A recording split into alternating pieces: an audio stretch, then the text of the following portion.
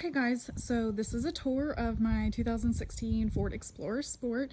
The outside is dirty. I just cleaned the inside. I haven't done the outside yet, so forgive her. All right, so moving on. We're gonna start in the back. So yes, I did vacuum. We have a Husky, and if you've ever had a Husky, then you will know that the hair becomes embedded in anything that they touch, and it's essentially almost impossible to get out, no matter how hard you vacuum, no matter what you do. So, like I said, forgive her. That fur's just there. We are here for it. It's fine. So we'll start with Buster's crate. This is his crate. It's a Vario cage. I believe it's the size medium. Love it so much. I keep it in here. I don't ever take it out. It is kind of heavy, but it is also just the way that it is designed. It is meant to stay in here and not be a crate that you transport in and out frequently. So she lives in here. So as you can see, I just have it attached with the straps that it comes with. So on the crate, I have this organizer. This is just a backseat organizer. I believe I got it off Amazon for like $15 or something. So usually inside I'll put our treat bag, and then I keep a couple of different types of bug spray handy. Some poop bags as well, a travel bowl in case for whatever reason I forget ours. Yeah, so that's that. Underneath, I actually have this magnet that just sticks onto the crate, and it's obviously just pictures of him and his name.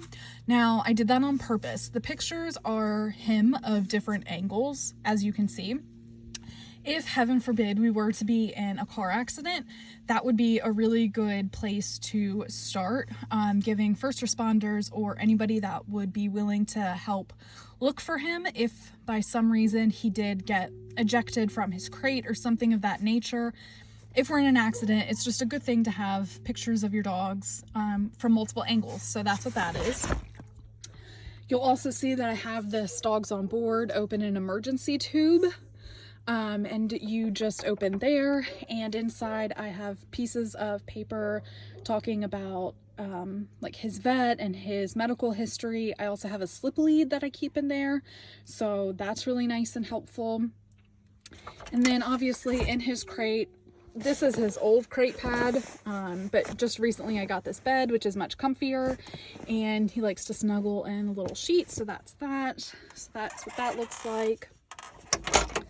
This is just duct tape with some padding because when we do travel with our Husky, we put in a rough tough kennel in the large size right here, and it fits really nicely, but this is just to prevent it from scratching anything. Also, if for some reason I move the crate onto that side of the car, it sometimes scratches the sidewall, so that's what that is. The reason I really like the Vario cage is it does come with a key, so you can lock it, which is really great when you travel like we do. The cover on it is actually something that my mom sewed for him because I couldn't find anything that existed. So it's Roman shade style. So these, all four sides roll up and then are just secured with these little ties, and then I just roll it down when we're traveling because he is reactive and I don't want him to see out. I untie that and he's completely covered and nobody knows. So that's awesome. So that's that. In here, I do have a cup holder here that I keep I forget what this is called, like a hatch lock. So basically you put this in your hatch and it allows it to stay open however long you unscrew this for, but still locked. So it's safe, like if we're going to eat at a restaurant or something and I can still see my vehicle, that way nobody can get in, but Buster can have a little bit more airflow. So that's that. And then walking along, I usually keep this water bowl in here for him. So this is the Taurus brand. I don't know if you can see that because of the sun. And it's a no spill bowl.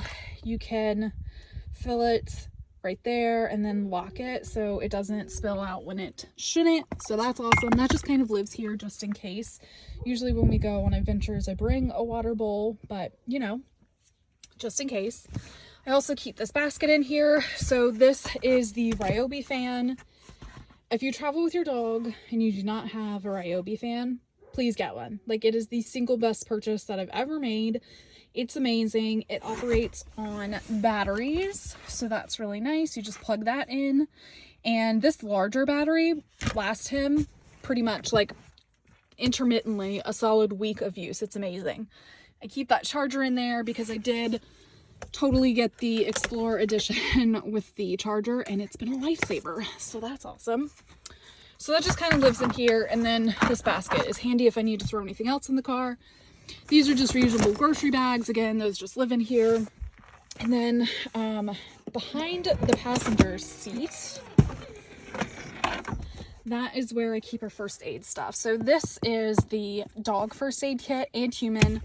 Dogs and humans use a lot of the same things, so I keep that well stocked. And then that red bag is our car's first aid kit, so it has like jumper cables and stuff like that. And this is kind of a mess because I just loaded up with stuff when we traveled to Maine at the end of September for a couple of weeks, but I haven't really organized it.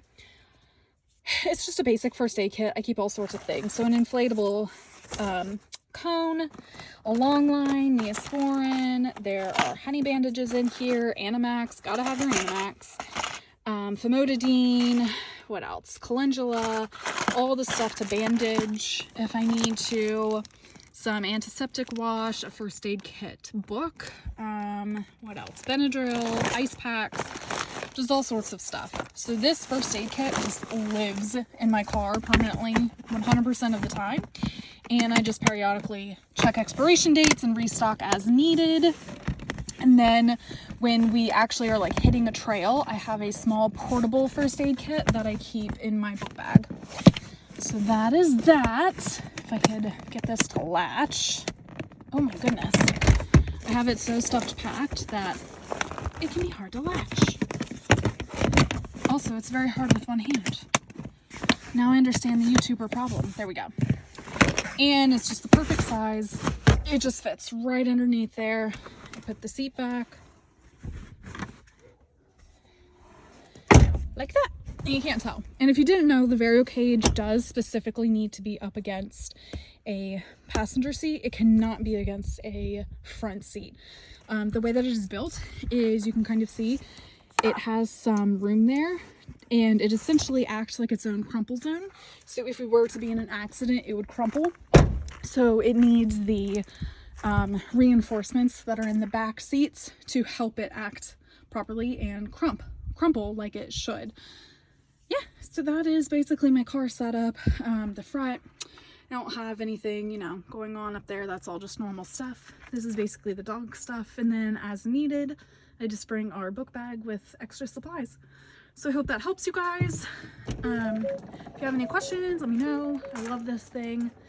It is white with the black interior. Black interior is obviously a pain in the butt when it comes to dog hair, but that's pretty much your only option with white cars. And I have previously had a black car, and the difference that the white makes in keeping the vehicle cool is astronomical. So if you're looking for a dog vehicle, I wholeheartedly recommend a white vehicle.